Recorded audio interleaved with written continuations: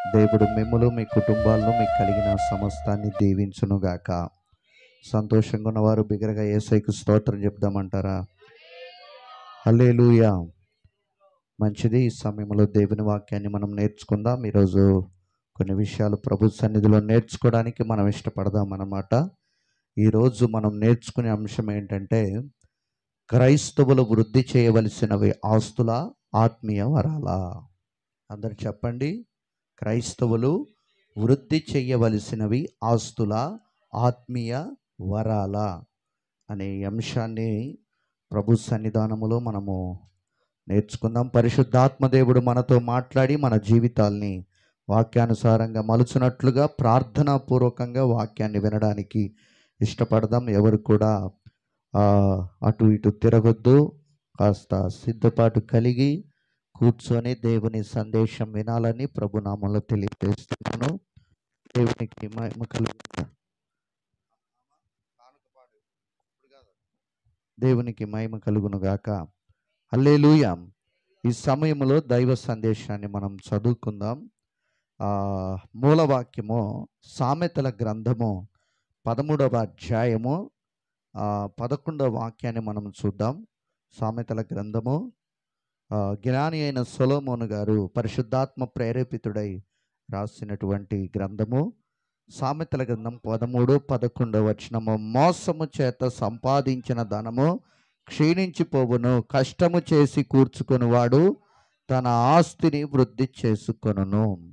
నా దేవుని బిడ్డలారా, మనం గమనిస్తే కష్టించే ఏ వ్యక్తి అయినా తన ఆస్తినో లేక వ్యాపారమునో లేక ధనమునో లేకపోతే వెండి బంగారమునో లేకపోతే పంటనో ఉద్యోగమునో ఇలా మనుష్యులు వాటిని కష్టపడి వాటన్నిటినీ వృద్ధిపరుచుకుంటూ ఉంటారన్నమాట. కానీ ఆపద్దినమందు వృద్ధి చేసిన ఏది కూడా అక్కరకు రాదు. వారి ప్రాణాపాయ స్థితిలో లేక నీ ప్రాణం పోకుండా అది ఆపలేదన్నమాట. ఎందుకంటే మనం గమనిస్తే గడిచినటువంటి 2 సంవత్సరాల క్రితం కరోనా సమయంలో ఎంతో ఆస్తి ధనాలు, వెండి బంగారాలు వృద్ధి చేసుకున్నటువంటి ధనవంతుల ప్రాణాలు సైతము, వారు వృద్ధి చేసుకున్న ధనము, ఆస్తులు, వెండి బంగారాలు వాళ్ళ ప్రాణాల్ని ఆపద్దినమందు కాపాడలేక పోయాయి. ఈ సత్యం అందరం మనం ఎరుగుదాము. అలాగే రీసెంట్గా పోయిన ఆదివారం నుంచి మొన్నటి వరకు విజయవాడ ప్రాంతంలో చాలా భయానకమైనటువంటి పరిస్థితులు, మరణ ఛాయలు అల్లుకున్నటువంటి ఆ రాష్ట్రం అంతా మనం గమనిస్తున్నాం. ఆ పట్టణం అంతా, అక్కడ ఉన్నటువంటి ప్రజల్ని ఒక గుక్కెడు మంచినీళ్ళ దాహము తీర్చలేని యొక్క వాళ్ళ ఆస్తి పాస్తులు, వృద్ధి చేసుకున్నటువంటి ధనమున్న ఒక గ్లాసుడు మంచినీళ్ళు దొరకక అల్లాడి అలమటించి చనిపోయిన వారి యొక్క జీవితాలు ఎన్నో వింటుంటేనే ఒళ్ళు గగ్గోరు పొడుస్తూ, అయ్యో మనము చూస్తున్న వారికే ఇలా ఉంటే, వింటున్న వారికే మనకు ఇలా ఉంటే, దాన్ని అనుభవించిన వాళ్ళ యొక్క పరిస్థితి హృదయాన్ని కకిలించి వేస్తూ గుండెలు నీరైపోయేలా చేస్తుంది వాళ్ళ ఆర్తనాదాలు అన్నమాట. ఒక్క రాత్రి కరెంటు లేకుండానే, ఒక్క క్షణం కరెంటు లేకుండానే మనం అల్లాడుతున్నాం. కొన్ని రోజులు కరెంటు లేని, నిద్ర లేని రాత్రులు నీటిలోనే వాళ్ళు గడిపిన వాళ్ళ యొక్క ఆర్తనాదాలు ఎంతో హృదయాన్ని కకిలింకి వేస్తున్నాయి అన్నమాట. అలాగే మనం గమనిస్తే సామెతల గ్రంథంలో 11వ అధ్యాయం 4వ వచనములో మనం ఒక మాట చూడొచ్చు అన్నమాట. అంటే వాళ్ళు సంపాదించి వృద్ధి చేసిన ఏది కూడా అది ఒక దినాన్న వాళ్ళ ప్రాణాన్ని కాపాడడానికి అక్కరకు రాదు అనే మాట మనం అక్కడ చదవచ్చు. 11:4 చూడండి. ఏంటట? ఉగ్రత దినమందు ఆస్తి అక్కరకు రాదు. చూడండి, ఉగ్రత దినమందు దేవునికి విరుద్ధంగా మనిషి బ్రతుకుతున్నాడు. దేవునికి విరోధంగా మనిషి సృష్టికర్తను మరిచి, సృష్టిని సృష్టించిన దేవుణ్ణి మరిచి ఈ సృష్టిని పూజిస్తున్నాడు అన్నమాట మానవుడు. అసలైన దేవుణ్ణి కళ్ళ ముందు ప్రత్యక్షమై ప్రభు ఈ లోకానికి వచ్చి 2024 సంవత్సరాల క్రితం, నేనే దేవుణ్ణి, ఈ లోక రక్షకుణ్ణి, ఈ సర్వ సృష్టిని సృష్టించిన వాడు నేనే, మానవులందరూ నా పోలికలో సృజించబడ్డారు, వాళ్ళ పాప పరిహారార్థమే నేను వధించబడడానికి వచ్చిన పాప పరిహారార్థ బలిని ఆయనని ప్రకటించుకున్న, నేటికి ప్రకటిస్తున్న క్రీస్తుని నమ్మని అనేక మంది మనుషులు వాళ్ళ మీదకి ఏమొస్తుందట? దేవుని యొక్క ఉగ్రత, ప్రకృతి యొక్క వైఫల్యాలు అన్నమాట. ప్రకృతి ద్వారా మానవుడికి దేవుడు బుద్ధి చెప్తూ ఉన్నాడు. నేను రాత్రి ఏదో వీడియో పెట్టారు గ్రూపులో. చైనాలో విపరీతమైనటువంటి తుఫాను, ఆ గాలికి ఆ వానకి కార్లు అగ్గిపెట్టేలాగా లేచిపోతున్నాయి గాల్లో, మనుషులు ఎగిరిపోతున్నారు. అంటే దేవుని యొక్క ఉగ్రత ముందు మానవుడు ఏమాత్రం కూడా, ఆయన శ్వాస విడిస్తేనే భూమి యొక్క పునాదులు కదులుతాయని లేఖనంలో లిఖించబడింది. నమ్మితే చప్పట్లు కొడదాం ఆయనకి. ఆమేన్. దేవుని యొక్క నాసికారంధ్రంలో నుంచి శ్వాస వదిలితేనే భూమి గజగజలాడి భూమి పునాదులు వణుకుతున్నాయి. మనుషుడా, మన ప్రాణం ఎంత? ఒక నీటి బుడగ లాంటిది, ఒక గడ్డి పువ్వు లాంటిది. క్షణమాత్రములో మాయమైపోయేది. పక్కనున్న వాడికి కూడా చెప్పలేని, పక్కన ఉన్నటువంటి సొంత భార్యకు కూడా నేను వెళ్ళిపోతున్నానని చెప్పలేని యొక్క మాయమైపోయే నీ జీవితానికి ఎందుకు ఇంత? Praise the lord. హల్లెలూయా. అందుకనే ఆ ఉగ్రత దినమందు ఏం రాదంట? ఆస్తి అక్కరకు రాదు. ఎంత వృద్ధి చేసినా కూడా అది అక్కరకు రానే రాదండి. Praise the lord. మనం అందరం గమనించాం, టైటానిక్ షిప్ను చూడడానికి ఎంతో బిలియనియర్స్ వెళ్ళారు, ముగ్గురు వెళ్ళిపోయారు. అక్కడ వాళ్ళ ఆస్తి ఏమన్నా అక్కడికి వచ్చిన వాళ్ళు ప్రాణాలు కాపాడడానికి కొన్ని కోట్లకు అధిపతులు వాళ్ళు. అయినా కూడా ఆ ప్రాణాపాయ స్థితిలో ఏది కూడా వారిని రక్షించలేదు, కాపాడలేదు. వారి శవాలు కూడా దొరకని యొక్క పరిస్థితి. సముద్ర గర్భంలోనే చిన్న భిన్న మొక్కలుగా అయిపోయాయి అన్నమాట. అందుకనే మన జీవితం ఏపాటిదో ఈ రాత్రి జ్ఞాపకం చేసుకొని మర్యాదగా అందరితో ప్రేమగా ఉంటూ క్రీస్తు ప్రేమను ప్రకటిస్తూ అణిగి మణిగి బతుకుదాం. తలపోగరు ఉంటే తగ్గించుకుందాం ఈ రాత్రి. ఎందుకు తలపోగరు మనకి? ఏం చూసుకొని ఏపాటిది మన జీవితం ఈ రాత్రి జ్ఞాపకం చేసుకోవాలి. అదే సామెతల గ్రంథంలో 1వ అధ్యాయం 5లో దేవుడు ఒక మాట రాయించారు, చదువుదాం.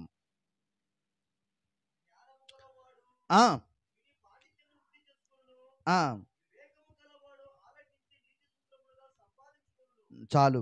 ఈ పాటి జీవితానికి మనిషి గర్వముతో, లేకపోతే ఆస్తులు, అందం, బలం, బలగం, అధికారం చూసుకొని పేట్రేగిపోతున్నాడు అన్నమాట మానవుడు. సామెతల గ్రంథం 11వ అధ్యాయం 28వ వచనాన్ని మనం గమనిద్దాం. ధనమును నమ్ముకొనివాడు పాడైపోతాడని రాయబడి ఉంది అక్కడ.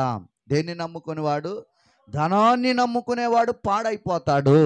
ఈరోజు చాలామంది ప్రభువుని అంగీకరించిన విశ్వాసులు కూడా ఈ ధనము కోసం ఆదివారం ఆరాధన కూడా ఎగ్గొట్టి దాని కొరకు ప్రయాసపడి వెళ్ళిపోతూ ఉన్నారు.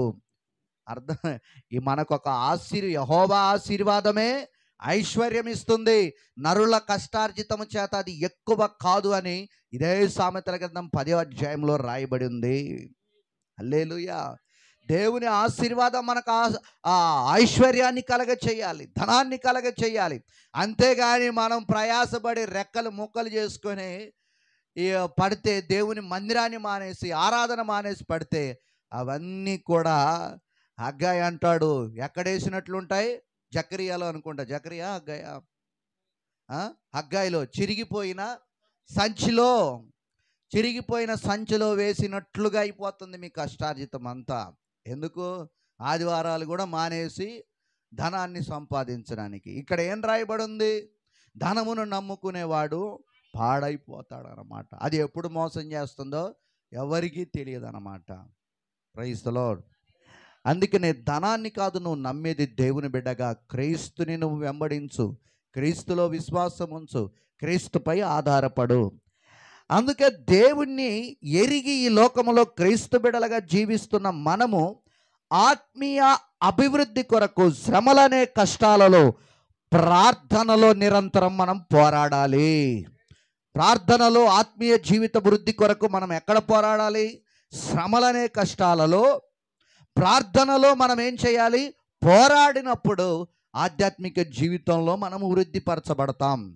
ఇక్కడ మనకు కష్టము చేసిన వాడు, సంపాదించిన వాడు ధనాన్ని అభివృద్ధి పొందించుకుంటాడు. అలాగే భక్తి జీవితంలో క్రీస్తు కొరకు మనము శ్రమలు అనుభవిస్తున్నాం, ప్రార్థనలో మనం కష్టపడాలి.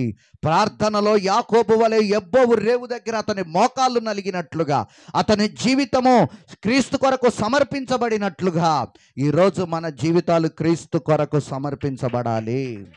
నలగాలి, వెలగాలి. అప్పుడు ప్రార్థనలో పోరాడినప్పుడే ఆధ్యాత్మిక జీవితము వృద్ధి చేయబడుతుంది. హల్లెలూయా. అప్పుడు దేవుడు ఏం చేస్తాడో మనం చూద్దాం. ఎక్కడ పోరాడితే శ్రమలనే కష్టాలలో మనము పోరాడినప్పుడు, కష్టించినప్పుడు, అప్పుడు ప్రార్థించినప్పుడు ప్రభు ఏం చేస్తాడో మనం చూద్దాం. 1 కొరింథీ పత్రిక 3వ అధ్యాయం 6వ వాక్యం వేగంగా చదువుదాం. 1 కొరింథీ పత్రిక 3వ అధ్యాయం 6వ వాక్యం.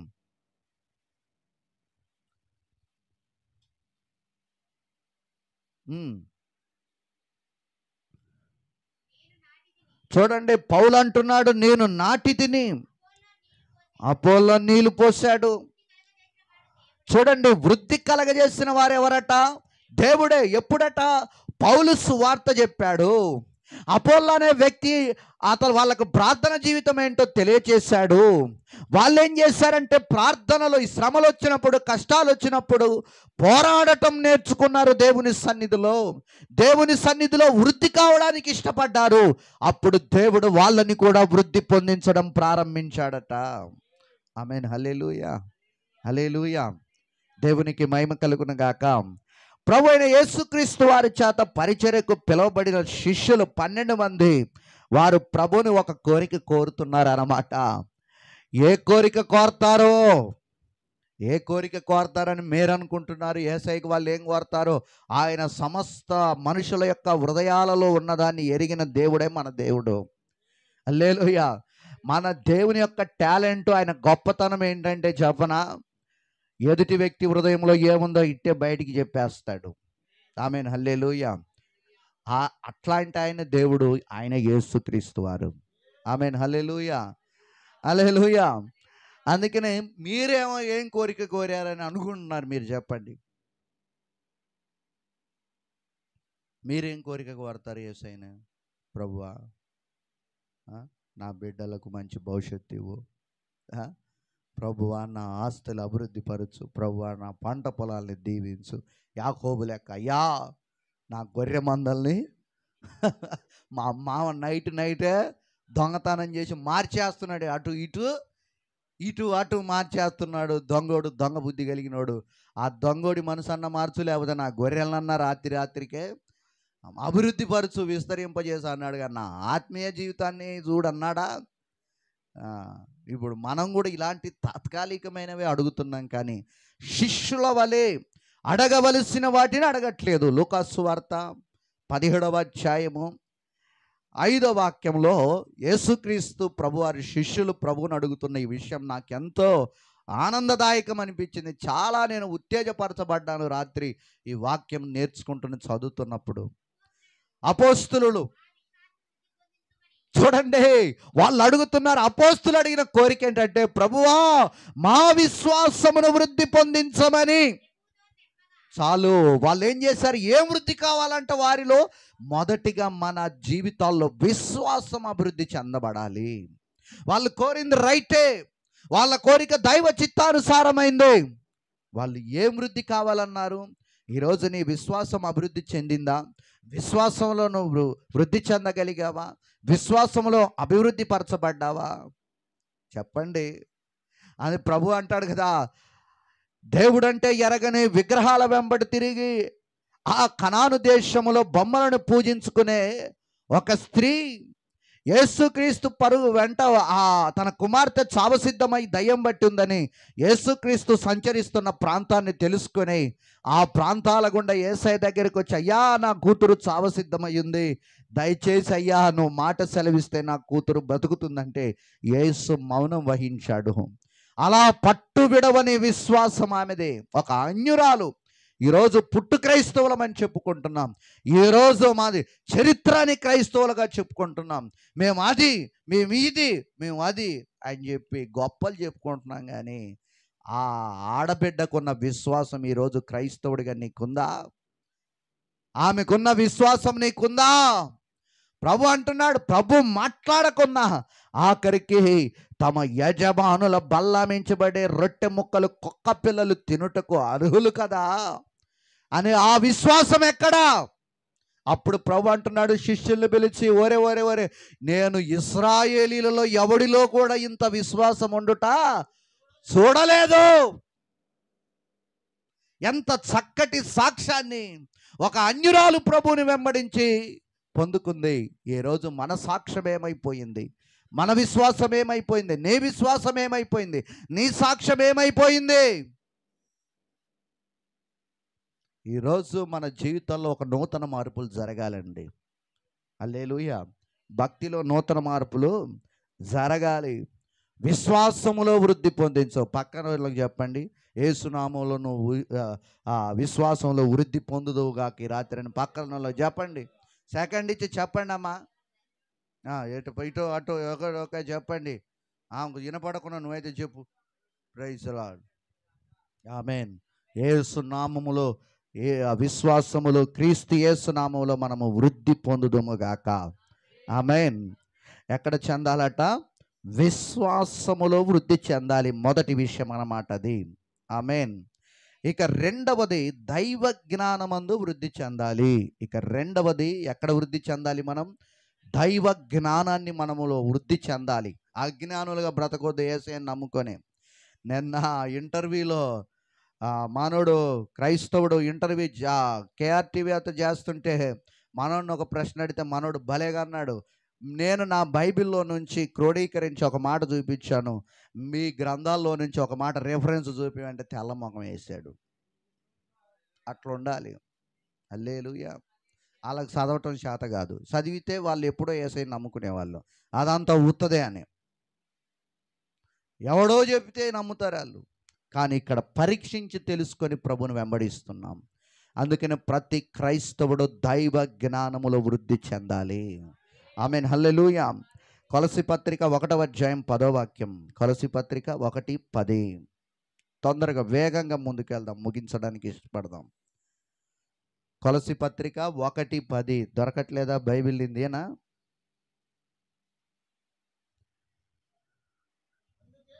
అందుచేత ఈ సంగతి ఏంటో, ఈ సంగతి వినని నాటి నుండి మేము మీ నిమిత్తము ప్రార్థన చేయుట మానక మీరు సంపూర్ణ జ్ఞానమును ఆత్మ సంబంధమైన వివేకము గలవారును ఆయన చిత్తమును పూర్ణముగా గ్రహించిన వారునై ప్రతి సత్కార్యములో సఫలులగుచు. చూడండి, అండర్లైన్ చేసుకోండి, దేవుని విషయమైన జ్ఞానమందు వృద్ధి పొందుచు అన్ని విషయములలో ప్రభువుని సంతోషపెట్టునట్లు ఆయనకు తగినట్లుగా నడుచుకొనవలననియు ఆనందముతో కూడిన సంపూర్ణమైన ఓర్పును. అన్ని చదువుకోండి. తర్వాత దైవ జ్ఞానములో మనం ఏం చేయాలట? వృద్ధి పొందాలి. ఈనాడు చాలామంది క్రైస్తవులను మనం గమనిస్తే దేవుని జ్ఞానములో వృద్ధి చెందడం లేదట. ఎందుకంటే వారు వాక్యమును వారి ప్రతి దినచర్యలో చదవటం లేదు కనుక వాళ్ళు దేవుని జ్ఞానంలో వృద్ధి చెందలేకపోతున్నారు. ఈనాడు చాలామంది క్రైస్తవులను మనం గమనిస్తే వందలో ఒక 60% మంది, ఒక 50% మంది, ఒక 70% మంది ఏం చేయడం లేదంటే దేవుని వాక్యాన్ని వారి ప్రతి దినచర్యలో చదవటం లేదు, ధ్యానించటం లేదు. వాక్యములో ఏముందో దేవుణ్ణి పరిశోధించి తెలుసుకోవాలి. ఆ పరలోకపు జ్ఞానము నేను పొందుకోవాలి, ఆ జ్ఞానం ఇందులో గుప్తమై ఉందన్న ఆలోచన విశ్వాసులకు రావట్లేదు, చదవటం లేదు. ఎందుకంటే వారు వాక్యమును ఏం చేయలేకపోతున్నారంట? వారి జీవితంలో చదవలేకపోతున్నారు. ఇది వారు దేవుని జ్ఞానం పొందుకోకపోవడానికి మొదటి కారణం ఏంటట?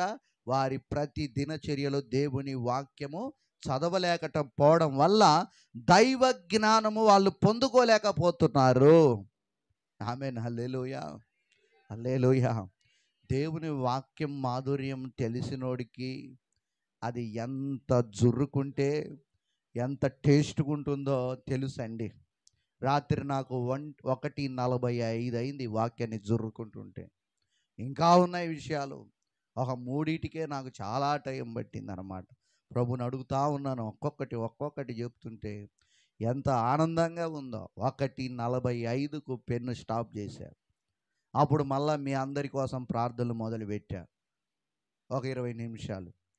2:16కేమో మళ్ళా ప్రార్థన ముగించాను. ఆమెన్. హల్లెలూయా. దైవ జ్ఞానము మనకు ఎక్కడి నుంచి వస్తుంది? పైనుంచి దేవుడు పంపిస్తాడు. ఆత్మదేవుడు మనలో కార్యం ప్రారంభిస్తాడు. ఈరోజు ఒకప్పుడు ఎందుకు పనికిరాని వారు దేవుని నమ్ముకొని సేవకులుగా మార్చబడి వాళ్ళు దేవుని సేవ చేస్తుంటే గ్రామస్తులకు చిన్నప్పటి నుంచి వాళ్ళ ప్రవర్తన చూచిన వాళ్ళకి ఎంతో ఆశ్చర్యం కలగటం లేదా? అంతెందుకు యేసుప్రభు వెంబడి తిరిగిన శిష్యులను చూసి ఒరే వీళ్ళు ఎలాంటి వాళ్ళు, వీళ్ళు విద్య లేని పామరులు, వీళ్ళకి ఇంతటి పాండిత్యము జ్ఞానము ఎక్కడి నుంచి వచ్చింది, వీళ్ళు ఎలా తయారయ్యారు, వీళ్ళు ఇక్కడ ఎలా అంటే వాళ్ళు దైవ ధ్యానములో, వాక్యం పఠించటములో, దేవుణ్ణి వెతుకుటలో వాళ్ళు వృద్ధి చెందారు. ఆమేన్. మరి నువ్వెందుకు చెందటం లేదు? ఆ రోజు సంఘం ఏం చేశారట? విని వృద్ధి చేసుకున్నారు. మొదటి కారణం ఏంటంటే చాలామంది క్రైస్తవులు దైవ జ్ఞానములో వృద్ధి పొందపోవడానికి కారణం, మొదటి కారణం ఏంటట? వాక్య ధ్యానం ప్రతిరోజు వారి జీవితంలో లేకపోవడమే. ఒకవేళ ఎవరన్నా ప్రతిరోజు చదవని వారు ఈరోజు నిశ్చయముగా మారు మనసు పొంది రేపటి నుంచే ప్రారంభించుదురుగాక. ఆత్మ ఉజ్జీవం ఎక్కువైతే ఏ రాత్రి ఇంటికి పోయిన దగ్గర నుంచే ప్రారంభించుదురుగాక. చిన్నగా వినపడ్డాయి ఆమెలో. చెల్లి ఎంతసేపు అయిన చూస్తాం. బైబిల్ దగ్గరికి వెళ్తేనే కొంతమందికి ఏమో పట్టుకుంటుంది, చదవనీయుడు బాగుపడతారని సైతానుడు. అంతేనా? చెల్లి ఎంతసేపు చూసినా ఏ పని ఉండదు, బైబిల్ దగ్గరికి పోగానే ఏదో ఒకటి వస్తుంది. అవునా కదా? మీరు అటన్నిటిని పరిత్యజించాలన్నమాట. అర్థమవుతుందా? ఓకే. ఇక మనం గమనిస్తే వాళ్ళు దైవ జ్ఞానం పొందుకోవట్లేదు, చదవడం. పోనీ దైవ జ్ఞానం పొందుకొని వృద్ధి చెందుతారని దేవుడు దైవజనులు ఆశపడుతున్నారు. ఆదివారము దైవ సేవకుల్లో నుండి దేవుడు మాట్లాడిన మాటలను కూడా వారి హృదయములో నిలుపుకోకుండా విశ్వాసులు మర్చిపోతున్నారు. ఏం చేస్తున్నారు? దైవజనుడు, అమ్మా అయ్యా పోయిన వారం నేను ఏ అంశం చెప్పాను అని అడిగితే, ఏమా ఒకటే వారం. ఎవరన్నా ఇంటి పక్కోడు, ఇంటి వెనకోడు, బంధువో చుట్టమో ఎవడన్నా తిడితే నా బొందిలో ప్రాణం ఉండగా వాళ్ళన్న మాటలు అబ్బా చచ్చిపోయేంత వరకు అట. మరి ఏమైంది? దేవుని వాక్యం ఎందుకు ఉండట్లేదు? నశించిపోయేయి, జీవితాన్ని నాశనం చేసేయేమో చచ్చిపోయేంత వరకు గుర్తుంటాయట. మరి జీవితాన్ని బాగుపరిచి నిత్య జీవాన్ని కలగజేసే దైవ మాటలు ప్రతి వారం దైవజనుడు సిద్ధపాటు కలిగి దేవుడు నీతో మాట్లాడాలని దైవజనుడిని తీసుకొని వాళ్ళ వృధిలో దేవుడు వాక్యాన్ని మోపించుకొని తీసుకొని వచ్చి ఆయనే మీతో మాట్లాడుతుంటే ఆయన మాటలను కూడా గుర్తుపెట్టుకోలేక మర్చిపోతున్నారు. వాళ్ళు వృద్ధి చెందకపోవడానికి దేవుని జ్ఞానంలో ఇది రెండవ కారణం. మొదటి కారణం ఏంటి? చదవకపోవటం మొదటి కారణం. రెండవది, పోనీ చదవటం చేతగాట్లేదు, చదువు రావట్లేదు అనుకొని దేవుడు ఏం చేశాడట? దైవ సేవకుల్లో నుంచి వర్తమానం మోసుకొచ్చి ఆయనే మాట్లాడుతుంటే ఆ మాటల్ని హృదయంలో నింపుకుంటున్నారా? నింపుకోవట్లేదు. మర్చిపోయి వచ్చేవారం అడిగితే ఏమో మాకేం తెలుసు అన్నట్లుగా చూస్తున్నారు. దాన్ని కనీసం పరిశీలనన్నా ఒకసారి జుర్రుకుందామని చెప్పి మరొకసారి బాగున్నాయే మాటలు అని చెప్పి వెతకటం కూడా చేత కావట్లేదు విశ్వాసులకు. ఆదిమ సంఘం ఈరోజు మనకు బైబిల్ ముందులుంది. ఆదిమ సంఘానికి అపోస్తలులు బోధించిన బోధనే వృద్ధి నిండా నింపేసుకొని పలు ప్రాంతాలకు వెళ్ళి బోధించారు, ప్రకటించారు. ఆ తర్వాత పౌలు పత్రికలు రాయటం ప్రారంభించాడు. ప్రారంభంలో బైబిల్ లేదు. అపోస్తుల నోట నుంచి దేవుడు పలికించిన ఆ సువార్తనే వాళ్ళ వృధిలో పరిశుద్ధమైన దేవుని వాక్కులు నింపుకున్నారు విశ్వాసులు. వాళ్ళు మనుషులేనా? వాళ్ళేం దేవదూతలా? చెప్పండి అమ్మా. మరి మనం మనుషులమా? మన కంకర్రాళ్ళమా? మరి వాళ్ళు మనుషులే. వాళ్ళలో కార్యం చేశాడు దేవుడు. వాళ్ళు నింపుకున్నారు, మారు మనసు పొందారు. మరి మనకేం పోయే కాలం వచ్చింది? ఎందుకు నింపుకోవట్లేదు? పౌలు అంటాడు కదా, ఏలియా కూడా మనలాంటి స్వభావం కలిగిన మనుషుడు, అయినా ఆకాశమునకు ఆజ్ఞాపిస్తే 3.5 సంవత్సరాలు మనలాంటోడే కదా. వాళ్ళంతా మనలాంటోళ్ళే కదా. వాళ్ళలో ఏముందంటే దైవ భయం ఉంది, దేవుని పట్ల ఆసక్తి ఉంది, దేవునిలో వృద్ధి చెందాలనే కోరిక ఉంది వారిలో. ఈరోజు అది చల్లారుతుంది చాలామంది జీవితాల్లో. సైతానుడికి చోటు ఇవ్వద్దు. ఇక మనం చూస్తే ఇది రెండవ కారణం. మూడవ కారణాన్ని మనం వెతుకుదాం. వ్యక్తిగత ప్రార్థన, కుటుంబ ప్రార్థన, ఆత్మీయులతో సంఘముతో సరైన సహవాసం లేకపోవటం వలన దేవుని జ్ఞానములో వృద్ధి చెందలేకపోతున్నారు క్రైస్తవులు. ఏ ప్రార్థనట? వ్యక్తిగత ప్రార్థన, కుటుంబ ప్రార్థన, సంఘ సహవాసం లేదు, ఆత్మీయులతో సహవాసము లేదు. ఎవరెవరితో సహవాసాలు? ఎవరెవరితో సహవాసాలు అన్నమాట. మన దేవుడు మనకి ఏం చెప్పాడు మొదటి కీర్తనలో? మనం చక్కగా వివరిస్తాం, పాస్టర్లు కూడా పనికిరారు, కానీ పాటించటమే కష్టం. హల్లెలూయా. ఆత్మార్పణ చేయకయే ఆశించితి ప్రభులిమి, అహమును ప్రేమించుచునే అరచితి ప్రభుని కలిమే. ఆశా నిరాశాయే ఆవేదనెదురాయే, ఆధ్యాత్మికలేమిగని అల్లాడిన వలలు నడిపించునావా, నడి సంద్రమున దేవా, నవ జీవన మార్గమున నా జన్మ తరింప నడిపించు నావా. Praise the lord. హల్లెలూయా. ఏం లేదట? వ్యక్తిగత ప్రార్థన, కుటుంబ ప్రార్థన, ఆత్మీయులతో సహవాసం లేదు, సంఘముతో సరైన సహవాసం లేదు. ఈ ఆదివారం వస్తే నెక్స్ట్ ఆదివారం కట్టు. ఏంటండి? ఈ ఆదివారం వస్తే మరో వారం లేదు, మరో వారం వస్తే అంత గతుకులు అన్నమాట, సాఫీగా లేదన్నమాట. సంఘముతో సరైన సహవాసము లేదు. అలాగే దేవుని జ్ఞానములో వీళ్ళు ఏం చేస్తున్నారట? ఈ కారణాల వల్ల క్రైస్తవులు వృద్ధి చెందలేకపోతున్నారు. ఇది మూడవ కారణం. మొదటి కారణం ఏంటమ్మా? చదవకపోవటం. ఏంటి? వాక్యం. రెండవ కారణం ఏంటమ్మా? మర్చిపోవటం. సరే, మీకు చదువు రావట్లేదని దేవుడు బోధించినా కూడా దాన్ని కూడా గుర్తుపెట్టుకోలేకపోవడం, అది రెండవ కారణం. ఇక మూడవది ఏంటట? వ్యక్తిగత ప్రార్థన, కుటుంబ ప్రార్థన, ఆత్మీయులతో సహవాసం లేదు, సంఘంతో సహవాసం లేకపోవడం వల్ల దైవ జ్ఞానములో సంఘస్థులు చాలామంది క్రైస్తవులు వృద్ధి చెందలేకపోతున్నారు.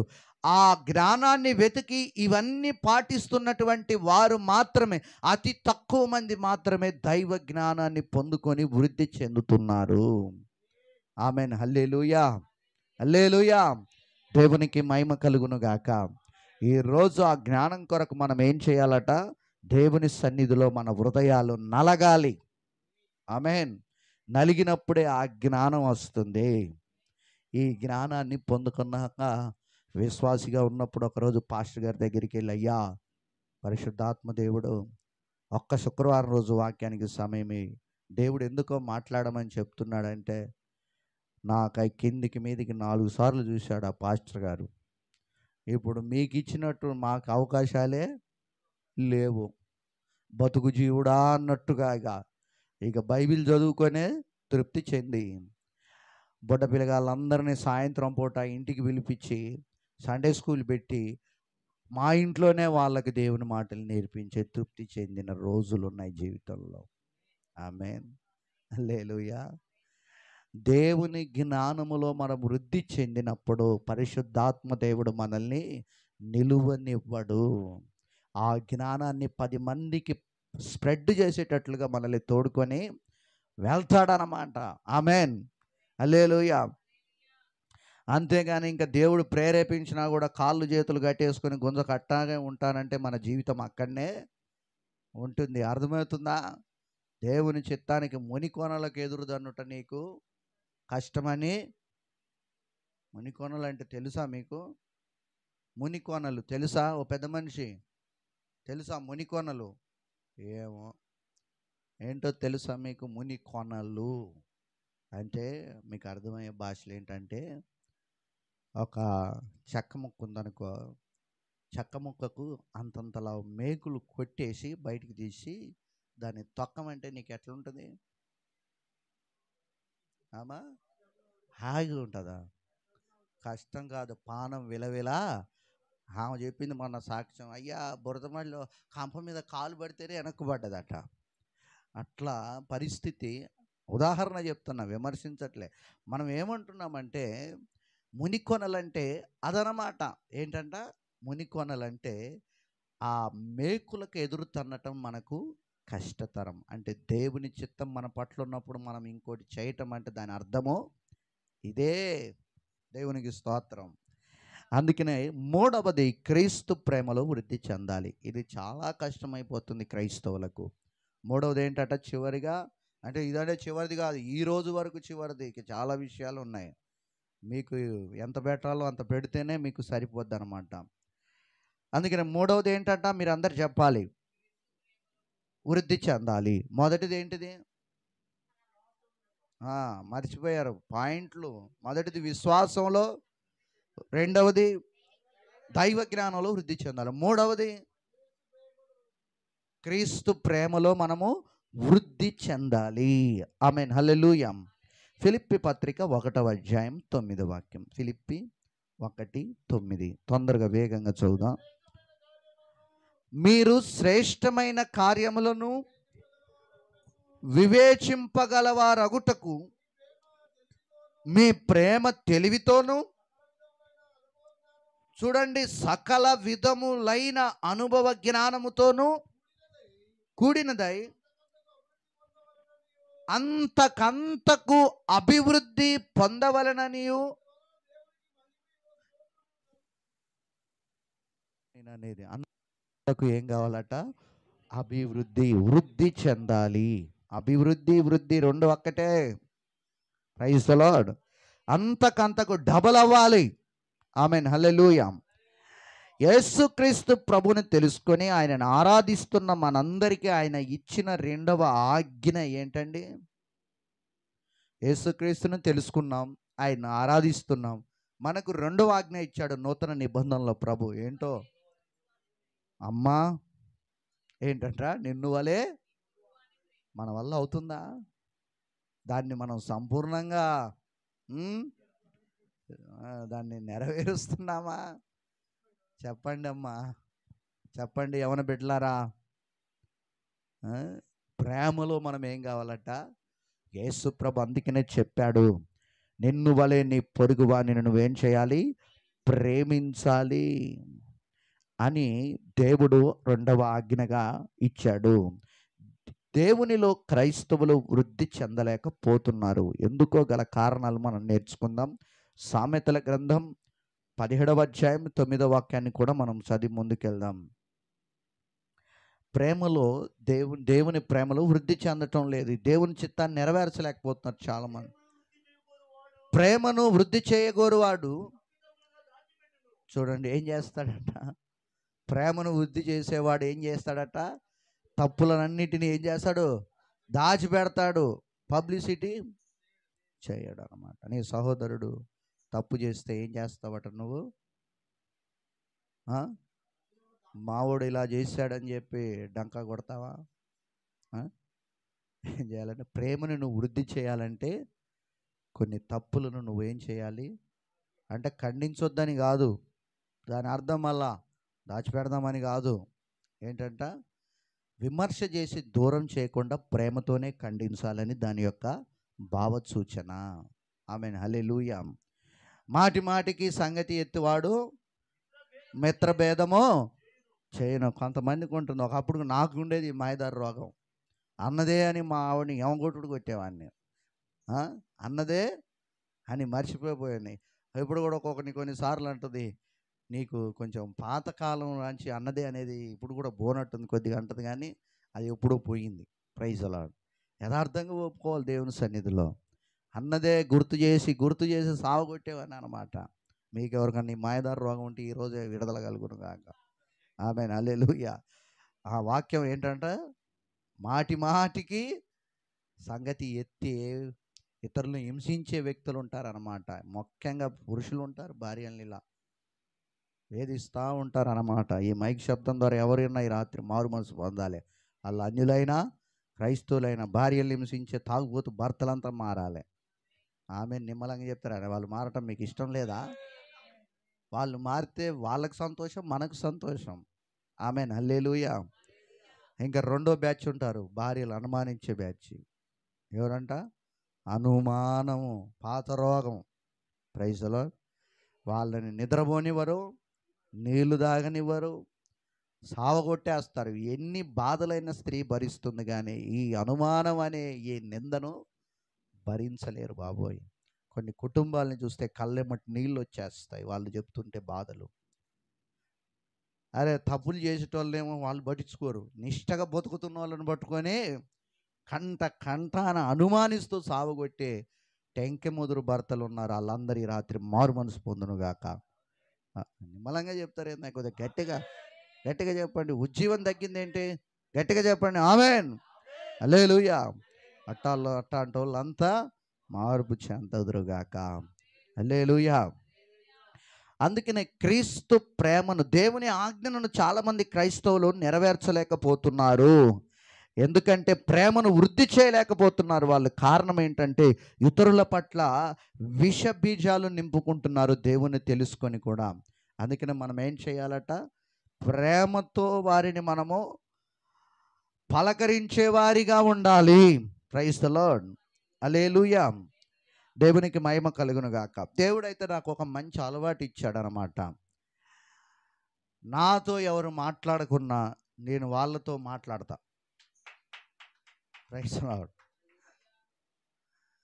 నాతో ఎవరు మాట్లాడకుండా వాళ్ళు నా మీద ఏదైనా వాళ్ళ మనసులో ఏదుందో నాకు తెలియదు. ఎందుకు మాట్లాడరో నా మీద ఎందుకంటే నేను యథార్థంగా మాట్లాడతాను, ముసుగులో గుద్దులాటగా మాట్లాడను. మొహాన్ని మొన్న ఫంక్షన్ కార్డు చెప్పానుగా, దెబ్బకు భయపడి చైర్లో కూర్చున్నారు. ఏం చెప్పాను? నేను మామూలుని కాదు, ఏదైనా ఉంటే మొహాన్నే అంటాను, మర్యాదగా వచ్చి చైర్లలో కూర్చొని వెనకాల వ్యవహారం పెడితే బాగోదని చెప్పిన. అన్న తర్వాత బాధపడొద్దని చెప్పిన. భయానికి వచ్చి చైర్లలో సిట్రపోయారు అందరూ, అన్యులు కూడా. సాటుంగా మొహాన్ని అంటాను అనమాట. అందుకనే చాలామంది నా మీద విషం పెంచుకుంటారు. అయినా వాళ్ళతో మాట్లాడతాను నేను. ఆవిడప్పుడు చంద్రబాబులు ఉంటారనమాట, వెన్నుపోటు పొడుస్తారు. ఏ పోట్లు పొడుస్తారు? వెన్నుపోట్లు పొడుస్తారు అనమాట. అలాంటి వాళ్ళని కూడా మనం మేనేజ్ చేసుకోవాలి. మనం వచ్చిందే దేవుని సేవకు, అంతేగాని అందరూ మనల్ని ద్వేషిస్తున్నా మనం మాత్రం ప్రేమిస్తూనే ఉండాలి. అది క్రీస్తు యొక్క ప్రేమను వృద్ధి చేయటం మన యొక్క లక్ష్యం అన్నమాట. ప్రైజ్ ది లార్డ్, హల్లెలూయా. ఎందుకంటే ప్రాక్టికల్గా మా సంఘ పాలగీడ వాళ్ళకి కూడా తెలుసు, రావద్దన్న వాళ్ళ ఇంటికి కూడా పోయి ప్రార్థన చేసి వచ్చిన దాఖలాలు రోజులు చాలా ఉన్నాయన్నమాట. ప్రైజ్ ది లార్డ్, హల్లెలూయా. అలా మన ప్రేమను తెలుసుకొని తర్వాత అయ్య బాబోయ్ మేము తప్పు చేశామని చెప్పి ఇప్పుడు మందిరానికి వస్తున్న వాళ్ళు కూడా ఉన్నారు. హల్లెలూయా. ప్రేమ పంచటం మన యొక్క కర్తవ్యం. మనలో నిస్వార్థమైన ప్రేమ ఉంటే అది దేవుడు చూస్తాడు. ఆలస్యమైన దేవుడు మన వృద్ధిని క్రియల ద్వారా సంతోషపరుస్తాడు. అది మనం ఏం చేయాలంటే క్రీస్తు ప్రేమను వృద్ధి చేయాలి. మనలో ఏం చేసుకోవాలి? ఎందుకంటే ఈ ప్రకారంగా క్రీస్తు ప్రేమను చాలామంది వృద్ధి చేయలేకపోతున్నారు. కానీ దేవుని బిడ్డలుగా మన సంఘం అయితే, దేవుడు మనకు అప్పగించిన ఈ పరిచర్లో ఉన్న దేవుని బిడ్డలందరం కూడా మీ ప్రాంతంలో, ఈ ప్రాంతంలో, దేశంలో, ప్రపంచానికి క్రీస్తు ప్రేమను వృద్ధి చేసే మార్గదర్శకులుగా మనం నిలబడదుముగాక. మనలో లోపాలుంటే సరి చేసుకొని నేను ఎప్పుడు రోజు ప్రార్థన చేసుకుంటాను. ప్రభువా, ఏ రోజు కానీ నాలో స్వార్థము, ఈర్ష్య, ద్వేషం, అసూయ నాలోనికి రాకుండా కాపాడయ్యా, కాపాడయ్యా అని నేను రోజు అడుగుతూ ఉంటాను దేవుణ్ణి. మీరు ఎంతమంది అడుగుతారో నాకైతే తెలియదు, నేనైతే అడుగుతాను. అవి నన్ను మనిషిని కాబట్టి అవి నాలోనికి రాకుండా కొద్దిగా నన్ను భద్రపరచు. ఎందుకంటే నీ సేవకుని 10 మందితో నేను మెలిగి తిరిగేవాడిని అని నేను దేవుని పాదాలు పట్టుకుంటూ ఉంటాను అన్నమాట. 10 మందిలో మనకు ఒక మంచి పేరు రావాలంటే క్రీస్తు ప్రేమను మనం ఏం చేయాలి? వృద్ధి చెయ్యాలి. మూడవది ఇది. దేవుడి మాటలు దీవించును గాక. ఆమేన్, హల్లెలూయా. ఒక్కసారి రిపీట్ చేస్తారా? నేను బంద్ చేస్తాను. ఒకటి ఏంటిది? సతీష్, నువ్వు ఆగు నాయన కొద్దిగా. నువ్వు క్లవర్ స్టూడెంట్వే.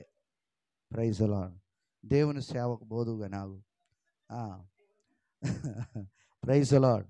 ఒకటి సతీష్ తప్ప మిగతా వాళ్ళందరూ నాకు చెప్పండి. మొదటిది ఏంటిది? 2 దైవ జ్ఞానంలో వృద్ధి చెందాలి. 3 ఆలోచన చేస్తారు సతీష్. 3 ఏంటంట? క్రీస్తు ప్రేమలో వృద్ధి చెందాలి. అది దేవుని చిత్తము, దేవుని ఆజ్ఞ. అందుకని దాన్ని నెరవేర్చాలి. రెండో దాంట్లో 3 ప్రశ్నలు, 3 విషయాలు ఉన్నాయి. ఏంటిది? ఒకటి ఏంటిది? చదవపోవడం మొదటి కారణం, విని మర్చిపోవడం రెండో కారణం, లేక కుటుంబ ప్రార్థన, సంఘ సహవాసం మూడో కారణం. ఇవన్నీ మీ హృదయంలో దేవుడు పదిలపరిచి దుష్టుడు దొంగలించకుండా మంచి నేలన పడిన విత్తనము వలె వాక్యాన్ని మీ హృదయంలో ఫలభరితంగా మార్చునుగాక. ఆమేన్, హల్లెలూయా.